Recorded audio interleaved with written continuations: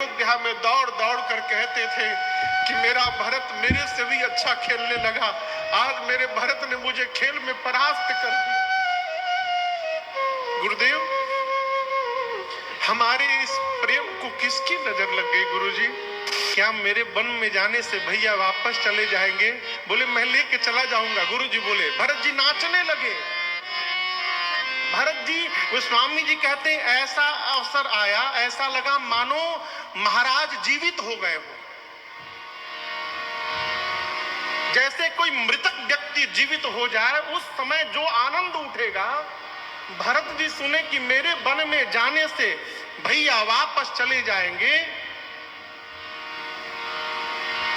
भरत जी नाचने लगे। वो हॉर्न बंद है क्या? वो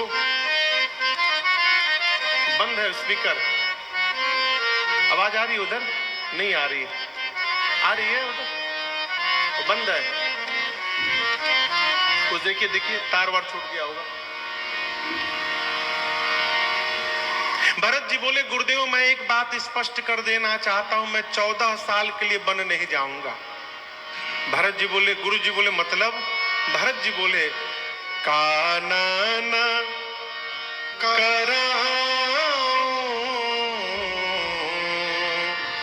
जन्म भरे बासु। भरत जी बोले, गुरुदेव 14 वर्ष बाद अयोध्या जाऊं और कहीं कैकेयी फिर से मुझे राजा बनाने का सपना देख लेगी तो मैं ये समस्या ही समाप्त कर देना चाहता हूं। गुरुजी, मैं जीवन भर वन में रहने को तैयार हूं। मैं अयोध्या लौट कर नहीं आऊंगा। जब तक आखिरी सांस है मैं वन में बिता लूंगा। प्रभु, आप मेरे भैया को लेकर वापस जाइए। ऐ भरत जी की वाक्य गुरुदेव के मति को हिला के रख दी। तीसरी बैठकी, गुरु जी सबको लेकर राम जी के पास गए। कहे, राम निर्णय लो। राम जी बोले, आप निर्णय लीजिए। गुरु जी ने कहा, भरत के प्रेम ने विचार करने की शक्ति समाप्त कर दी है। हम तो कहते हैं राम जो भरत कह रहे हैं वो निर्णय ले लिया जाए। राम जी बोले, स्वीकार है मुझे भी। अब दर्शन करिए, जैसे राम जी बोले कि मैं भी वही करूंगा जो भरत जी कहेंगे। गुरु जी ने भरत जी से कहा, भरत बेटा जो जो कहना है आज कह दो। ऐसा अवसर दोबारा जीवन में प्राप्त नहीं होगा। भैया कह दिए हैं, जो आप कहेंगे वो राम जी करेंगे। जो कहना है आज कह दो। भरत जी खड़े भय हाथ जोड़कर राम जी के सामने बोले, भैया आज तक मैंने आपके सन्मुख कुछ कहा नहीं है। मैं तो केवल आपको निहारता रहता हूं। महू स्नेह सकोच बस सन्मुख कही न बै। प्रेम और संकोच के कारण आज तक आपके सामने मैंने कुछ नहीं कहा। दर्शन तृपित तन आज लगी, प्रेम पिया से। आज तक मेरे नेत्र आपके दर्शन से तृप्त नहीं हो पाए। पहले ये तृप्त हो जाए तब न इसकी बारी प्रारंभ होगी। प्रभु, आज तक यही तृप्त नहीं हो पाया, इसलिए इसको अवसर ही नहीं मिला। मैं कुछ बोला नहीं आज तक आपसे। आज गुरु जी ने कहा है बोलने के लिए। गुरुदेव, मैं भैया से नहीं बोलना चाहता हूं, मैं यहां बैठी पूरी सभा से बोलना चाहता हूं। मैं अपने रघुनाथ जी के स्वभाव को ठीक से जानता हूं। मेरे भैया का स्वभाव है अपराधी पर भी क्रोध नहीं करते हैं। मैं तो इनका भाई हूं। ये अपराधी हूं पर कोह न काहू, मैं जानू निज नाथ सुधाऊ। आपको एक बात कहूं गुरुदेव, बचपन से लेकर आज तक मेरे भैया ने कभी मेरे मन को दुखाया नहीं है, कभी मेरे मन को तोड़ा नहीं है। हम एक बहुत भीतर की बात बताते हैं। हम लोग जब बचपन में खेलते थे गुरुजी ना, तो हमेशा खेल के समय लक्ष्मण को भैया अपने साथ रखते थे और हमसे कहते थे भरत तुम विरोधी दल में जाकर खड़े हो जाओ। मैं हाथ जोड़कर कहता था प्रभु मैं सपने में भी आपके विरोध में नहीं खड़ा हो सकता हूं, आप मुझे अपने विरोध में क्यों खड़ा करते हैं? तो कहते थे भरत जब तुम विरोधी दल में खड़े रहोगे ना तो अपने भरत को मैं देखता रहूंगा, अब मेरा भरत अपने राम भैया को देखता रहेगा, हम दोनों आमने सामने रहेंगे तो एक दूसरे को देखते रहेंगे। अब गुरुदेव खेल प्रारंभ होता था, अब मैं तो भैया को देख। Have you heard about Tira Treats yet? It's Tira's all-new exclusive loyalty program. Get 10 points for every 100 rupees spent on Tira and redeem them for your favorite products from the Tira Treats section. Explore Tira Treats on the app now. Happy shopping!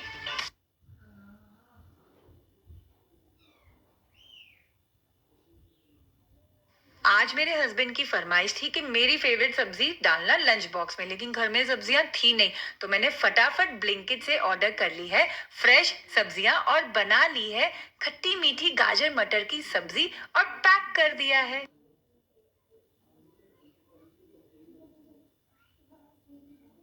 ही रह जाता था और मैं हारने लगता था गुरुजी। और जब मैं हारने लगता था ना तो ठीक हारने से पहले ये रघुनाथ जी हारे हूँ खेला जीता वही मोह। इस पापी भरत को जिताने के लिए रघुनाथ जी स्वयं हार जाते थे। कई बार हारा हुआ खेल हमको जिताए हैं और स्वयं हारने के बाद गुरुदेव पूरी अयोध्या में दौड़ दौड़ कर कहते थे कि मेरा भरत मेरे से भी अच्छा खेलने लगा, आज मेरे भरत ने मुझे खेल में परास्त कर दिया। गुरुदेव हमारे इस प्रेम को किसकी नजर लग गई गुरुजी? मेरे कारण मेरे प्रभु को वन में आना पड़ा। गुरुजी विह्वल हो गए। गुरुदेव ने संभाला, भरत जी आप जो कह रहे हैं वो सत्य नहीं है। राम जी ने कहा भरत जी आज आपने अपने आप को पापी कहा, सावधान आज के बाद मत कहिएगा। राम जी कहते हैं पुण्य से लोक तात तर तोरे। भरत जी ब्रह्मांड में जितने पुण्यशाली जीव हैं आपके पांव के धूल के नीचे हैं, बराबर भी नहीं है। पुण्यशाली जीव आपके चरण के धूल के भी बराबर नहीं है। पुण्य से लोक तात कर तोरे। और मां भरत मां का कोई अपराध नहीं है भाई। मेरी मां कैकई बैठी है, जो मेरी मां को दोष देगा वो व्यक्ति जीवन में कभी अपने घर में श्रेष्ठ की सेवा नहीं किया होगा, जो कभी साधु की सेवा नहीं किया होगा वो कहेगा मेरी मां कैकई का अपराध है। भरत हित और अनहित पशु पक्षी भी जानते हैं। वही पक्षी नाच दिखाने वाले के साथ घुमा करते हैं, वही पक्षी बहेलिए को देखकर भाग जाया करते हैं। क्यों? वो जानते हैं वो कौन हितैषी है कौन अहितैषी है। पशु पक्षी भी जानते हैं। मनुष्य का शरीर तो ज्ञान का भंडार है, मानस तन गुण ज्ञान है। हम एक बात कहें भरत, पिताजी को वचन से प्रेम था, प्राण से प्रेम नहीं था। और आप दर्शन करिए वचन के लिए पिताजी ने मेरा त्याग किया और अपने प्राण का त्याग कर दिया। पिताजी को वचन से प्रेम है यही जानकर एक वचन मानकर मैं वन में चला आया।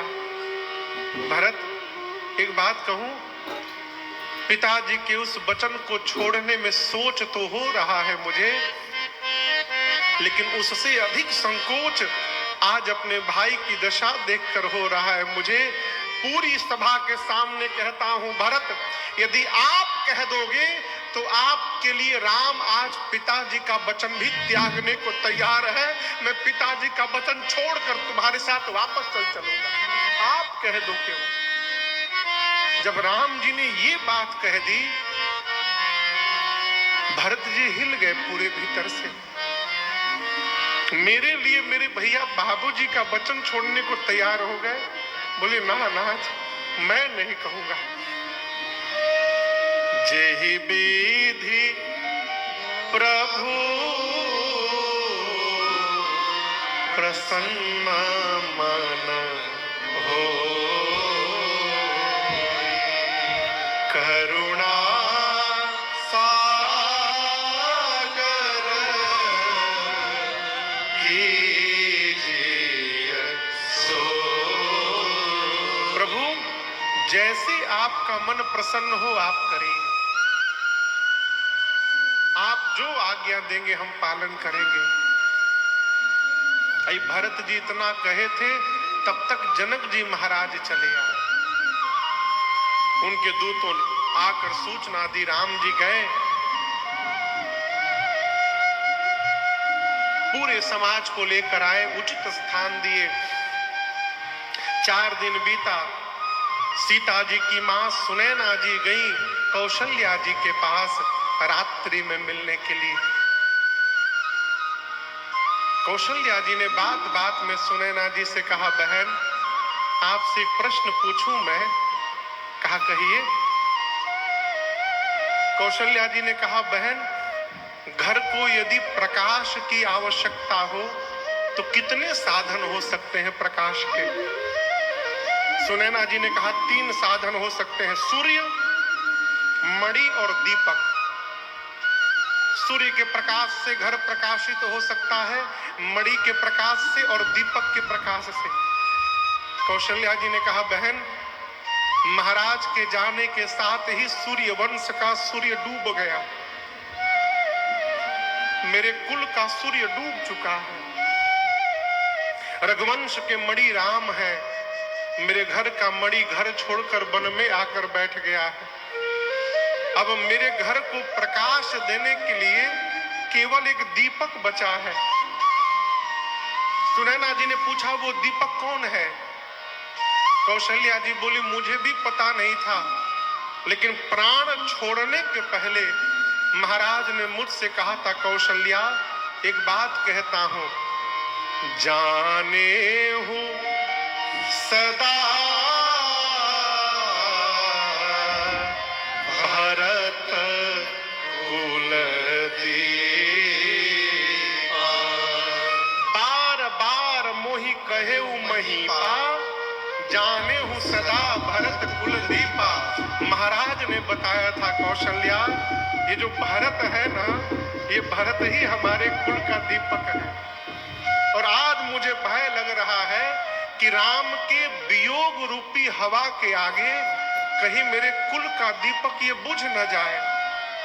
यदि राम भरत को अपने साथ नहीं रखेंगे तो भरत प्राण का त्याग कर देगा। और मुझे अपने राम की चिंता नहीं है, मुझे अपने पुत्र भरत की चिंता है। ये कौन कह रहा है? ये राम की मां कह रही है, कौशल्या, कि मुझे राम की चिंता नहीं है। मोरे सोच भरत कर भारी, मुझे भरत की चिंता है। सुनैना जी ने समझाया, आप चिंता न करिए, ये जो कुछ भी घटना घटी है श्री याज्ञवल्क्य ऋषि ने हम लोगों को पहले ही बता दिया था। जाते समय सीता जी को लेकर गई। जनक जी ने सीता जी को देखा, खूब लाड़ लड़ाया, दुलार किया। रात्रि में सुनैना जी ने जनक जी से कहा, कौशल्या जी कह रही थी आप राम जी से कहिए लक्ष्मण को छोड़ के भरत को रख ले। जनक जी ने कहा, चिंता न करिए देवी, जितना दोनों भाइयों को राम भरत जी को मैं जानता हूं, भरत जी वही करेंगे जो उनके भैया राम कहेंगे। आप चिंता न करिए। प्रातः काल राम जी गुरु जी से बोले, गुरुदेव निर्णय लीजिए। गुरु जी जनक जी से बोले, आप निर्णय लीजिए। जनक जी भरत जी से बोले, भरत भैया आप निर्णय लो। भरत जी बोले, बाबूजी चले गए, आप पिता के समान हैं, गुरु जी भगवान के समान है। आप लोगों के रहते मैं निर्णय लूंगा, उचित लगेगा, आप लोग निर्णय लीजिए। चौथी बैठकी अब प्रारंभ हुई। गुरु जी सबको लेकर राम जी के पास गए।